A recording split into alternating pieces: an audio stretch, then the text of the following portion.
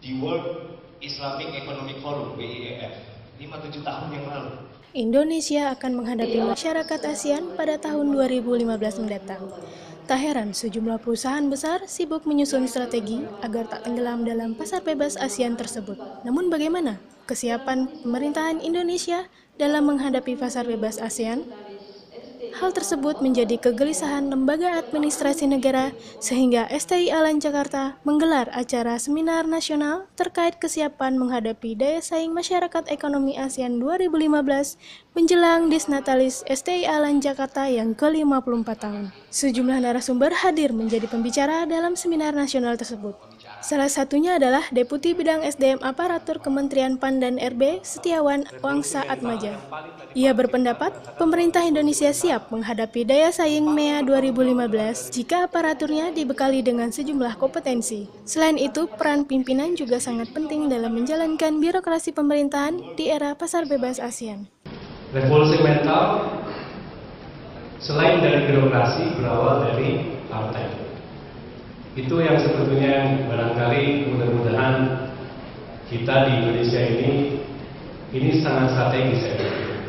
Jadi pada saat itu Partai UNO yang paling besar di Malaysia melakukan revolusi mental di sana. Dan ini mirip dengan di kita. Semua sekarang pejabat-pejabat politik itu berasal dari partai. Nah inilah sebetulnya yang poin strategis. Apabila kita bicara bahwa revolusi mental yang paling tadi Pak Cipta mengatakan bahwa revolusi mental yang paling bertanggung jawab adalah dari leader, gitu ya. Artinya bahwa memang mau tidak mau bahwa kita harus mempunyai blueprint revolusi mental dari partai. Ini yang saya melihat demikian. Sedangkan kami para Cipta di birokrat itu betul-betul sangat berpengaruh gitu hal ini sebetulnya. Jadi apabila angin dari leader seperti ini, kurang lebih tembakannya juga seperti ini, gitu ya, di dalam menjalankannya. Jadi oleh karena itu saya rasa sudah terlihat sekali gitu, bahwa kita sebetulnya arah dari masukan-masukan pada hari ini sangat luar biasa. Dan sekali lagi musim birokrasi ini tidak boleh berhenti. Dan kami menyiapkan melalui apa yang telah kita selesaikan, gitu ya, undang-undang yang saat ini sedang bergulir untuk memperkuat, gitu ya, kaitannya dengan birokrasi ini sebetulnya semua sudah ada fasilitasnya Pak. Tinggal sekarang bagaimana sekarang kita menerapkan dengan baik. Dan saya setuju bahwa memang implementasi masih banyak biasnya. Tapi kami tetap harus optimis Pak dari birokrasi ini. Apabila birokrasi ini sudah tidak optimis, saya rasa mesin birokrasi sampai dengan macet, artinya negara kita makin payah. Mau tidak mau, siap atau tidak siap, Indonesia tidak bisa mundur dari kesepakatan untuk ikut serta dalam masyarakat ekonomi ASEAN 2015.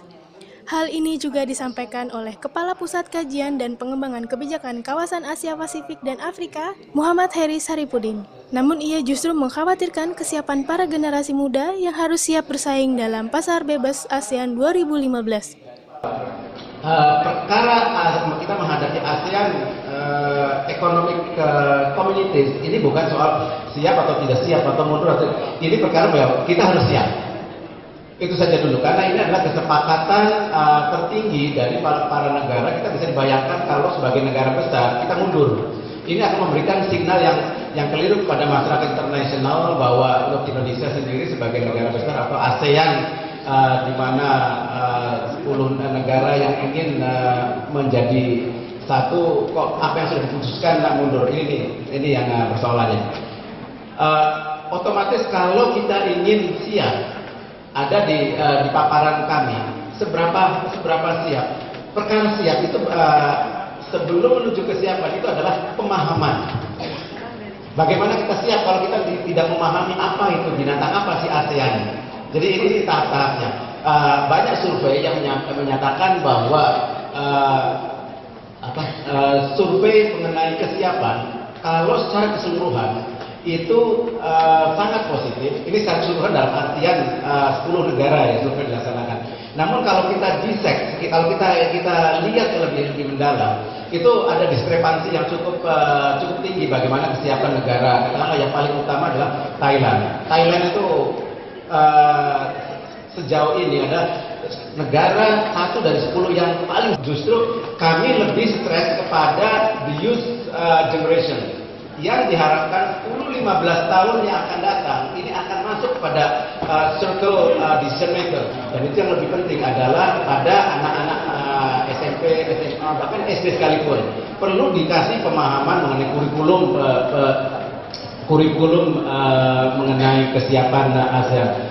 Pandangan berbeda justru disampaikan oleh Wali Kota Pekalongan, M. Bashir Ahmad Syawi. Sebagai kepala daerah, ia justru sangat optimis Indonesia siap menghadapi pasar bebas ASEAN. Apalagi banyak inovasi yang dilakukan oleh pemerintah daerah di bawah kepemimpinannya, kendati banyak aturan yang mengikat. Dengan reformasi yang sudah kita lakukan, semua agendanya sudah jalan dengan baik dan aturan-aturannya sudah ada semua.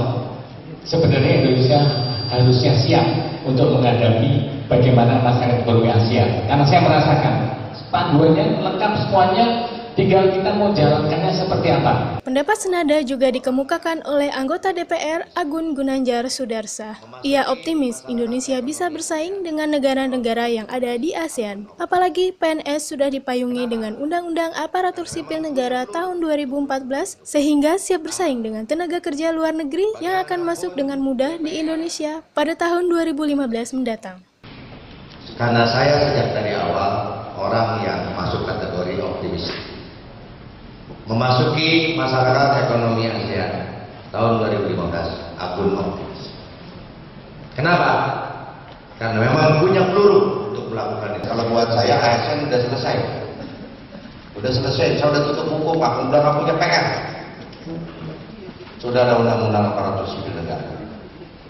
Sudah ada undang-undang administrasi pemerintah yang bicara tentang kewenangan pejabat pemerintahan. Mana yang atributif, mana yang delegatif, mana yang mandatoris, bagaimana diskresi dilakukan, mana tindak pidana korupsi, mana ranah hukum administrasi. Sudah saya katakan. Dari Jakarta, Humas dan Informasi Lembaga Administrasi Negara mewartakan.